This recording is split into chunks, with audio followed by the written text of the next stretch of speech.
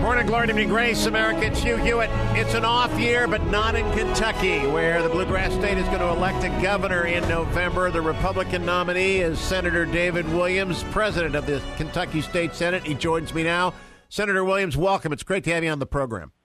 Well, Hugh, it's great to talk to you. And as a native Ohioan, a Buckeye, one of our neighbors, I'm really glad to finally get to talk to you. I'm a great admirer. Well, thank you. Now tell me, Senator, first, let's tell people how to find your campaign website. What's the URL for that?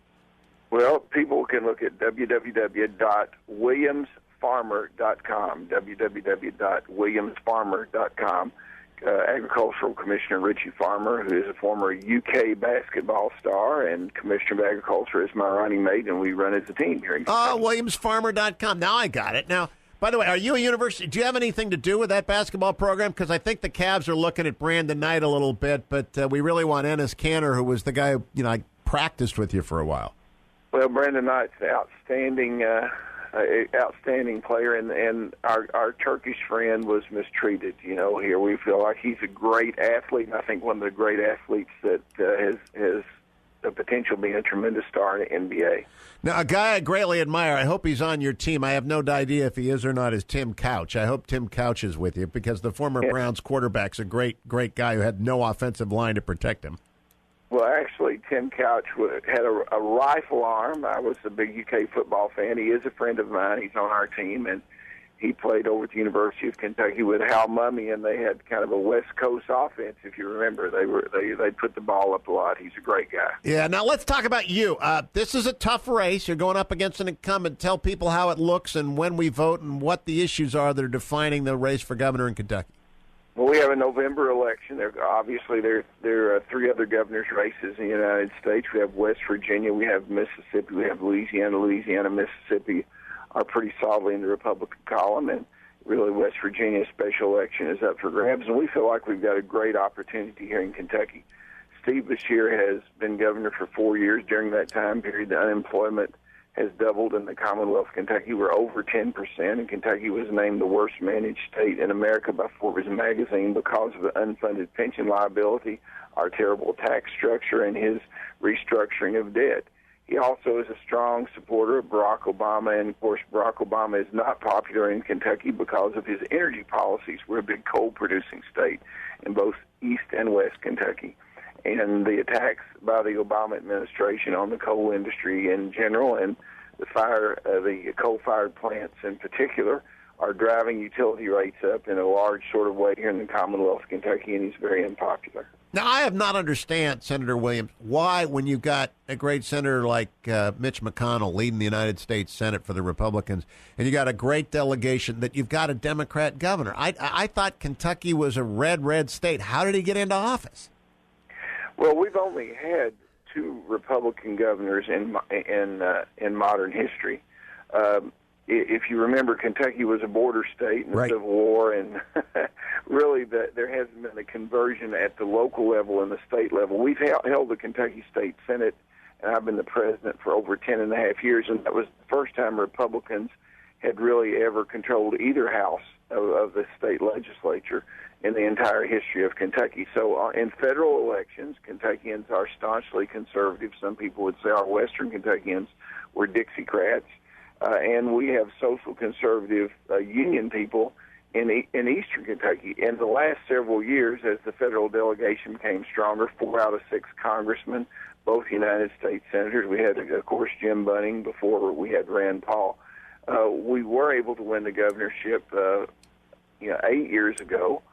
We had an unsuccessful attempt to seek re-election, and the Democrats heavily control the House of Representatives. So in this state, the tendency at the state level has been to have Democrats in control of the state house, and the unions have a little bit more control in the state than you would think they would have in a similarly situated state because of the tradition they have in the United Mine Workers and in the East and in the urbanized areas where they have high membership in some of the manufacturing units. But we feel like the trend is good. We feel like we have the wind at our back. We have some disadvantage in fundraising. We had a primary.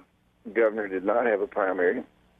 But we're ready to take him on in the fall. Oh, this is very important. In fact, across the country, anyone who wants to help out with the competitive race that's in calendar year 2011, it's David Williams' run for governor in Kentucky.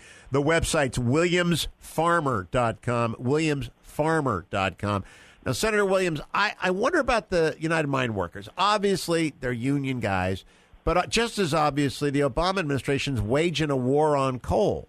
Don't they? Do they understand that? Are these union members recognizing that a vote for a Democrat governor and a Democrat anything is a vote against their own future?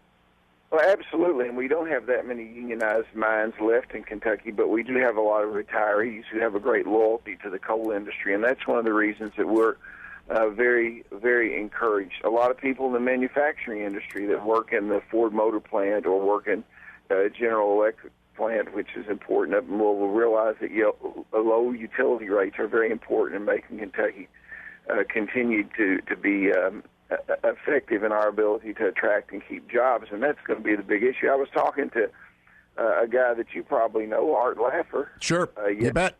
He has a little home here in my home county. He actually works out of Nashville, as you know. And you know, Art and I were talking about the tax policies and the job climate in Kentucky. He said, Senator Williams, you can make, as governor of Kentucky, you can make Kentucky the best place in America to create jobs. And he predicted that we would have a tremendous boom and could reduce unemployment by 50 or 60% in a 2-year period because our tax structure and our business environment, no right to work, a high personal income tax, a high corporate tax in the state. And we have a governor who wants to give incentives to individual businesses, and we believe the marketplace should pick the winners and losers, and we should lower our tax rate, go to consumption taxes, and really make Kentucky the best place in America to do business. And that, in the end, all these races get close in the end, and I think that most voters vote with their pocketbook. They want Kentucky to not have a defined benefit, to go toward a defined contribution pension plan. The pension plan unfunding is a tremendous impediment to our attraction of jobs because no one wants to buy into somebody else's mortgage. Oh, my goodness, you're right. Oh, how big is the unfunded liability in Kentucky? Oh, well, you know, no one really knows how much anyone's unfunded liability is because of the accounting rules. The assumptions that they're based upon move all the time, but I tell you, it's so high that it will crush every other service that's needed, even the most rudimentary sort of services that government ought to offer, and it will force taxes up if we don't do something about it immediately. I've been working on that for over 4 years, and I have a strong record on trying to reform the pension system. So I'm confident that with the help of a lot of your listeners and other conservatives around the country, we can strike a blow in this state because I know you're a former constitutional law professor, and you realize that the state sovereignty issue is gaining ground as more people know what the Federalist Papers and the Virginia and Kentucky resolutions are, and the Americans are realizing that the federal government did not create the states created the federal government, and we're going to, this will be a good blow toward next year as we replace the president who does not understand this and will ruin our country if he creates a European-style democracy. Now, I got to ask you about your opponent. He's a big, staunch supporter of President Obama and was 4 years ago or 3 years ago when he ran for president. Do you expect President Obama to put his arm around him, show up in Kentucky, or is he kind of hiding the president from public view right now? Well, it's rather strange. In Kentucky, we have a national jewel called the 101st Airborne.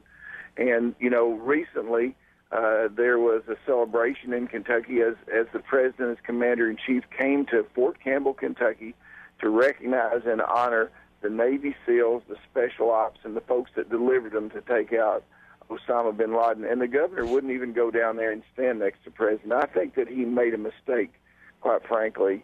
Wow. Going down, he didn't go to honor those guys? He did not. He would not go. He went to the Kentucky Oaks horse race that day and said he had economic development folks in town. So, I think that indicates that he doesn't want his picture taken with Barack Obama, but a couple of days later, he said he was going to support him. Now, I will tell you this, we have one commander-in-chief at a time, and the President of the United States comes to Kentucky to honor Navy SEAL Special Ops in the 101st Airborne. I'm going to stand next to him. So, those are the sort of decisions, I think, that show what the governor is all about. He's about this election, and he will be term limited out and won't have any accountability. Well, we'll continue to check in as we get closer, and I tell the audience right now, Senator David Williams is the Republican and the conservative and the reformer in Kentucky. No matter where you are in this country, help him out. Williams Farmer, that's the name of his running mate, WilliamsFarmer.com. Thank you, Senator. Great to talk with someone. Say hello to Couch for me. Still has admirers among us Brown fans out there. I'm coming right back. Lamar Alexander is next on The Hugh Hewitt Show.